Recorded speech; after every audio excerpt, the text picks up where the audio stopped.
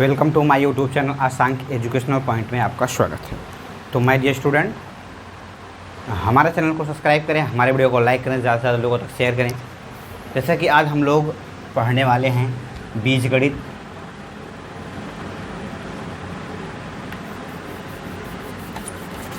जैसा कि आज हम लोग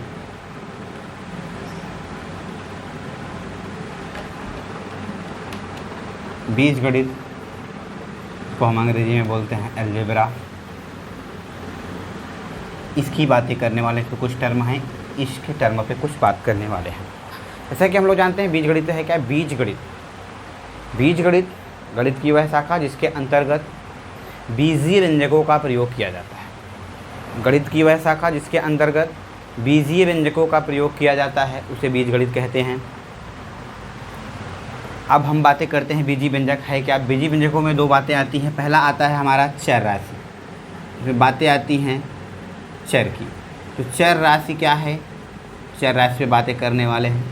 ऐसी राशि जिसका मान निश्चित ना हो, ऐसी राशि जिसका मान निश्चित ना हो, जो बदलती रहती है, जिसका मान निश्चित ना हो जो बदलती रहती है, उसे हम चर राशियाँ कहते हैं। जैसे कि हम लोग जानते हैं, बचपन से पढ़ते आए हैं, एक्स वाई जेड, ये बहुत ही प्रचलित चर राशियाँ हैं। और ए बी सी, ये भी बहुत प्रचलित राशियाँ हैं। और हिंदी में भी कभी कभी लिया जाता है क ख और ग।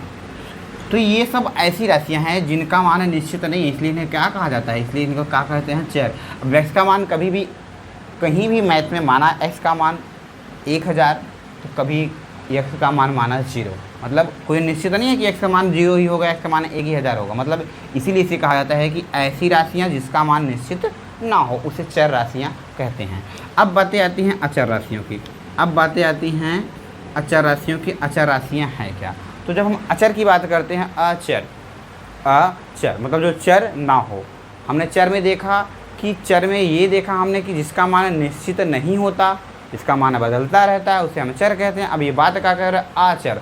आचर का मतलब बिना, आचर का मतलब यहाँ चर का मतलब बदलना हुआ, चर से मतलब हुआ, तो यहाँ आचर का मतलब हुआ बिना बदले, मतलब ऐसी राशियाँ जिनका मान कभी भी चेंज ना हो।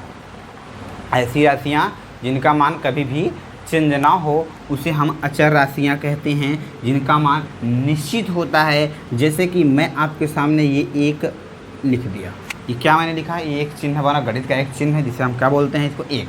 अब ये एक, ये वाला चिन्ह, और ये है 2 3 4 5। अब ये ऐसी राशियां हैं, इनको चाहे जहाँ भी लिखा जाएगा, अब इनका फिक्स हो चुका है, इनका मान निश्चित है।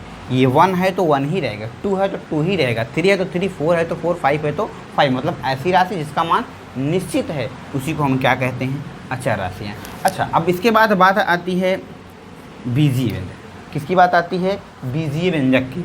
जब बीजीय व्यंजक की बात आती है, बीजीय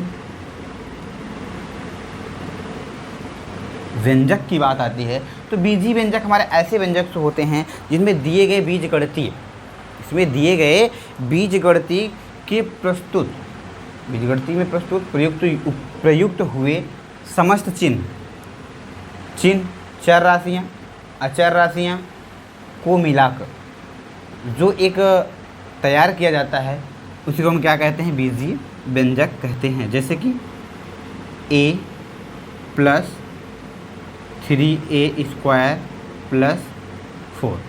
अब ये देखिए, ये जो बनाया गया है एक बीजीय व्यंजक। इसमें देखो a भी है, अचर भी है, चर भी है, अचर भी है, ठीक है। इसमें गुणांक भी लगाया गया, घातांक भी लगाया गया।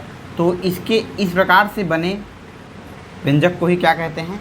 बीजीय व्यंजक कहते हैं। अच्छा, अब बातें आती हैं बहुपद। इसमें बातें बढ़ती हैं, जब हम बीजीय व्यंजक में थोड़ा आगे बढ़ते हैं तो बीजीय व्यंजक से आगे बढ़ने में हमको क्या प्राप्त होता है? बहुपद। वो ऑलरेडी बोल रहा है बहुपद, मतलब जिसमें एक से अधिक पद हों उसी को क्या कहा जाता है? बहुपद कहा जाता है। एक से अधिक पदों को ही क्या कहा जाता है? बहुपद कहा जाता है। जिसमें ऐसी राशियाँ जिसमें केवल चर राशियाँ ही नहीं बल्कि चर राशियाँ, अचर राशियाँ और गुणोत्तर, धनात्मक पूर्णांक एंड ऋणात्मक पूर्णांक को एक साथ लिखने की विधि को हम क्या कहते हैं, बहुपद कहते हैं। अब बातें आती है जब बहुपद की आ गई तो उसमें बहुपद में कई बातें होती हैं। अच्छा, अब इसमें जैसे हम लोगों ने देखा है एक प्रकार का एक पद, दो पद और तीन पद। बात आती है पद। पद क्या है?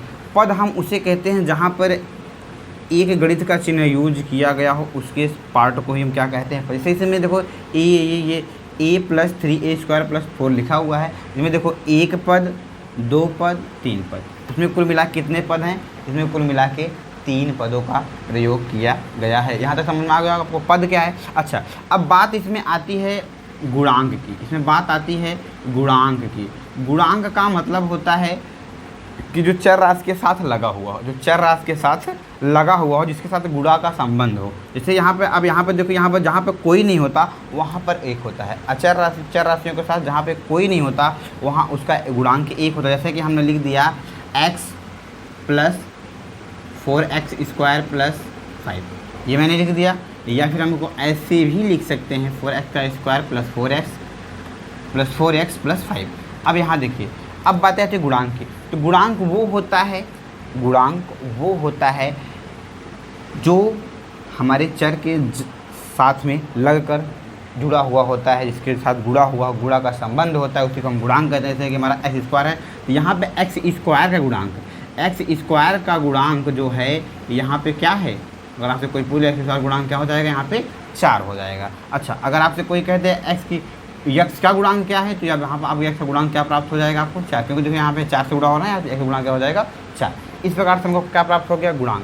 अब बातें आती हैं घातांक की। घातांक हम किसे कहते हैं? जैसे हम घातांक, तो घातांक वो होते हैं जो चर राशि के ऊपर जो घातें लगी होती हैं, उन्हीं को हम क्या कहते हैं? घातांक। जिससे कि हमें अपने सामने लिख दिया 4x²। तो अब इसमें देखिए, ये इसका तो क्या है? ये इसका आधार है। ये इसका क्या है?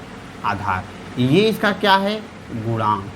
ये इसका क्या है? गुणांक। और ये जो ऊपर लगा हुआ है, यही इसका क्या है?